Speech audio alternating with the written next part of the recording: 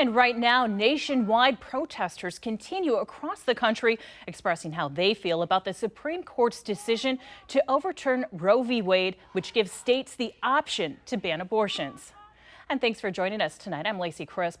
Pro-choice activists lined the State House for day 2 of protests after the court's decision on Friday. 10 TV's Ashley Bornanson is live there now. And Ashley, you spoke with a number of protesters along with members of a pro-life organization. What are the activists sharing? Well, Lacey, when you speak to the pro-choice activists, they'll tell you they aren't just fighting for one thing. For some, this is a women's rights issue. For others, including medical professionals, they tell me they have some safety concerns. And for others, they tell me this is a religious-led issue that crosses the boundary between church and state. Now, pro-life activists tell me that this is the first step toward protecting the right to life. Both sides tell me they are still very emotional and will still continue to fight for what they believe in.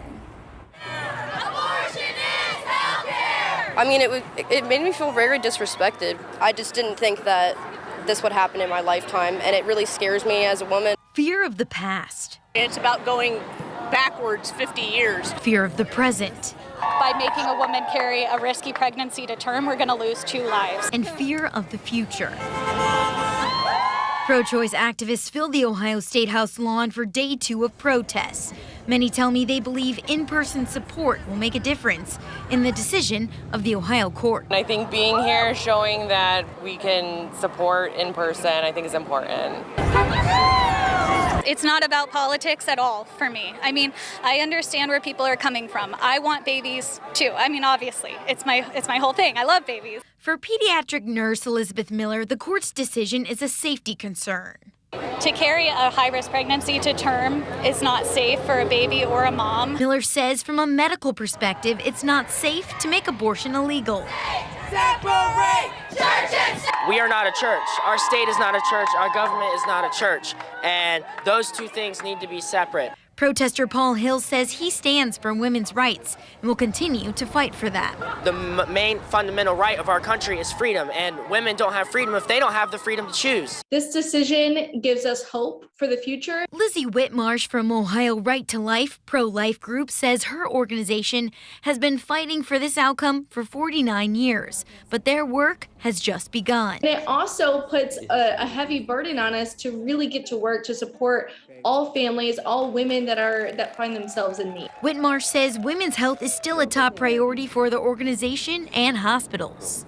We 100% support doctors fulfilling their Hippocratic oath to save and care for life. She commends our local government for funding pregnancy crisis centers throughout the state. And she says their goal is to build social safety nets to provide the resources pregnant women may need throughout Ohio. This is really an opportunity for us as a community and churches and families to come together and really support each other. Now, Whitmarsh tells me that last night's heartbeat law decision was the first step toward protecting the right to life. She says pro-life activists are now waiting for the Human Life Protection Act to be signed, which is predicted to be by the end of the year. Now, if this bill does get signed, this would effectively ban all abortions from the point of conception. Meanwhile, the pro-choice activists will be here tomorrow protesting once again at the State House, and they are going to be alongside State Senator Sherrod Brown and Governor candidate Nan Whaley. We'll, of course, give you updates on air and online at 10tv.com. Reporting live in Columbus, Ashley Bornanson, 10 TV News.